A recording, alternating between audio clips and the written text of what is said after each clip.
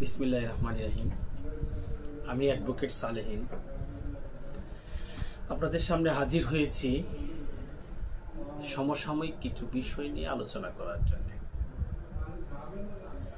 জুলাই অভ্যুত্থানের পর 5ই আগস্টের পর জাতির এক প্রত্যাশা ছিল রাষ্ট্র কাঠামোকে পরিবর্তন করে নতুন করে ঢেলে সাজানোর জন্য। 17 বছরের অত্যাচার নির্যাতনের পর রাষ্ট্র এক অভ্যুত্থানের মাধ্যমে যেভাবে একটা বিরাট প্রত্যাশা নিয়ে রাষ্ট্র কাঠামো সংস্কারের কথা ভেবেছিল, সরকার রাষ্ট্রের নাগরিকদের এই চাহিদার প্রেক্ষিতে বেশ কয়েকটি সংস্কার কমিশন গঠন করেছিল। সেই কমিশন 1 বছর অতিবাহিত করেছে প্রায়। যেমনটা আশা করেছিল 1952 সালে ভাষা আন্দোলনের পর, এর চেয়ে বেশি আশা করেছিল 1971 মুক্তিযুদ্ধের পর। দীর্ঘ 54 বছরে জাতি শুধু সেই রাষ্ট্র কাঠামোর পরিবর্তন, ঢেলে সাজানো এবং সংস্কারের কথা চিন্তা করে আন্দোলন, সংগ্রাম এবং অধিকারের জন্য রাজপথে নেমেছিল। জুলাই অভ্যুত্থান ছিল তারই একটি অন্যতম আন্দোলন। দল মত নির্বিশেষে সকল নাগরিক এই আন্দোলনে অংশগ্রহণ করেছিল। প্রত্যাশা ছিল একটাই, পরিবর্তন। বিনা ভোটের সরকার ক্ষমতায় অধিষ্ঠিত হয়ে ক্ষমতার অপব্যবহার, দুর্নীতি, লুটপাট, আন্তর্জাতিক অঙ্গনে বাংলাদেশের অবস্থাকে হীন করা, বিভিন্ন বিষয় নিয়ে মানুষের এক অসহ্যের সীমা অতিক্রম করি 5ই আগস্ট জাতির আকাশে এক নতুন দিগন্তের উন্মোচন হয়েছিল। সংস্কার কতটুকু জাতিকে দিতে পেরেছে এই সরকার? আন্দোলনের অংশগ্রহণকারী রাজনৈতিক দলগুলো সংস্কারের পক্ষে, আবার অগণতান্ত্রিক সরকার দীর্ঘদিন রাষ্ট্রে থাকলে এটাও একটা অস্বস্তির বিষয়।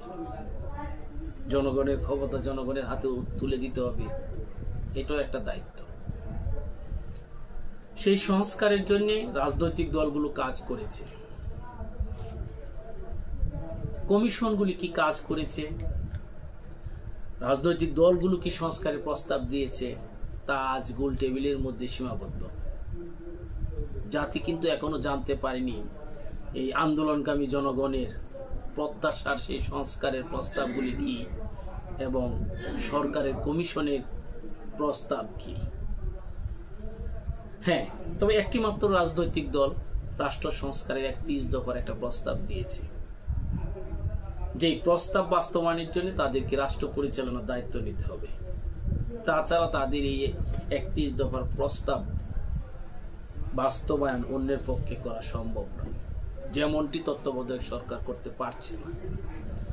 কিন্তু তত্ত্বাবধায়ক সরকার কি সংস্কার করেছে, কি সংস্কার প্রস্তাব পেয়েছে, কি গৃহীত হয়েছে, তাও কিন্তু এখনো স্পষ্ট নয়।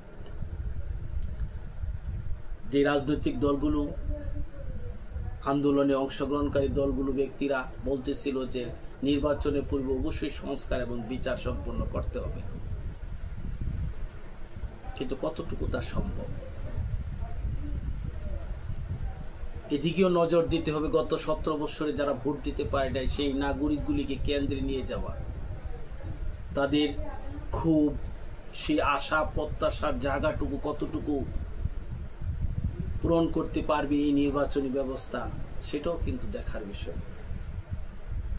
অনেকগুলি সংস্কার কমিশন হয়েছে, জনগণ কিন্তু কিছুই বুঝেনি, জনগণ কিন্তু কিছুই জানেনি।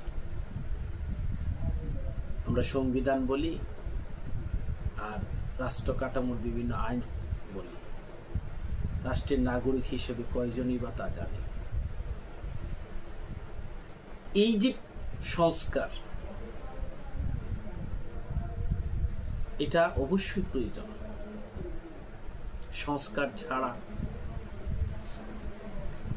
রাষ্ট্র এই ভঙ্গুর অবস্থা থেকে যেমন উঠে দাঁড়াতে পারবে না, ঠিক তেমনি গতানুগতিক রাজনৈতিক কালচার পরিবর্তন না হলেও আগামী সরকার বা ক্ষমতায় যারা আসবে তাদেরও কোনো পরিবর্তন লক্ষ্য করা যাবে না। তাই এই সংস্কারের বিষয়ে আমরা সবাই একমত। এর মধ্যে অনেক ইম্পর্টেন্ট সংস্কার কমিশনগুলি গঠিত হয়েছে, যেমন সাংবিধানিক সংস্কার, নির্বাচন কমিশন সংস্কার, পুলিশ সংস্কার, স্বাস্থ্য সংস্কার, শিক্ষা সংস্কার। এগুলি অতীব জরুরি। নির্বাচন পদ্ধতির পরিবর্তন আনা, পুলিশিং ব্যবস্থার পরিবর্তন আনা, নির্বাচনের দায়িত্বশীল ব্যক্তিদের ভূমিকার পরিবর্তন আনা, সরকারের দায়িত্বে থাকা ব্যক্তিদের কার্যকলাপের পরিবর্তন আনা, সবগুলি যদি পজিটিভ না হয় তাহলে আগামী জুলাই আন্দোলনের ইচ্ছা আকাঙ্ক্ষা কিন্তু আগের মতোই সেই চলে যাবে। প্রিয় ভাই ও বন্ধুরা, আমার একটি কথা মনে আছে,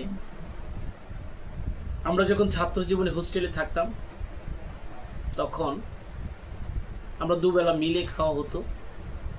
সেই 16 টাকা 2 মিল, রাত এবং দুপুর। যে রমজান মাস আসতো তখনই আলোচনা টেবিলে গরম হতো যে রমজানে ভালো খাবার দিতে হবে।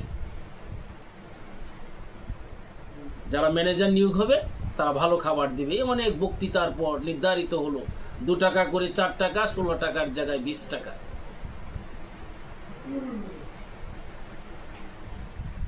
সবাই খুশি, ভালো খাবার দিবে। 1, 2, 3 চতুর্থ দিন আর সেই 20 টাকার খাবার আবার পেয়েছে মনে হয় না, সবাই আবার 16 টাকার জায়গায় চলে গেছে। প্রিয় বন্ধুরা, আমাদের সংস্কার এবং নির্বাচন পদ্ধতি কি সেই হাক ডাকের পর আগের সেই মতোই হবে কিনা? যদি হয় তাহলে কিন্তু জুলাই অভ্যুত্থানের শহীদের রক্তই থেকে যাবে, মর্যাদায় উপনীত হবে না। আমরা পরিবর্তন চাই, রাষ্ট্র শাসকের পরিবর্তন চাই, রাষ্ট্র পরিচালনার দায়িত্বে যারা আছে তাদের ধারাবাহিকতার পরিবর্তন চাই। আমরা পরিবর্তন চাই নাগরিকের আচরণবিধির। এইসব বিষয় নিয়ে আগামী পর্বে আমি আবারও আলোচনা করব। আমার এই বক্তব্য এতক্ষণ ধৈর্য ধরে শোনার জন্য সবাইকে ধন্যবাদ জানাচ্ছি।